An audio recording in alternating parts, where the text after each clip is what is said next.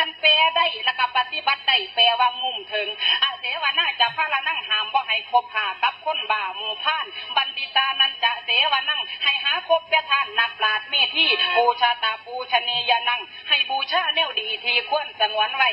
ตะมังคาลมุตตะมังนี่พระองค์จัดให้เป็นมงคลสูงทรงองค์พระพุทธเจ้าเพิ่นสอนไว้แน่นอนสัมบัดนี้สิย้อนก่อนไม่ไว้เปียวปะเตลูปะเทสาวโสจะไผอาศัยในเมืองประเทศใดควรรู้บุเพตตาจักไกยตะบุญญาตะไผผู้ทำบุญสร้างปังหลังหลายส่วนอัตตสัมมาปณิทิจะตั้งตนให้ชอบส่วนควรแล้วจังกระทำเป็นมงคลเลิศนำอุตตระมังคลังไผได้ฟังสำนวนม่วนดีบ่มีเอื่นพระหงสัจจะสีสัจจะไผได้เลี้ยนความรู้สำนวนดีสีประสาทวันโยจะสุริจิตโตจะชิดฉลาดละเว้นวินัยขอบอกควรสุภาษิตาว่าย่าจ๋าเว้ากะม่วนอีกซ้ำเว้าม่วนมีผล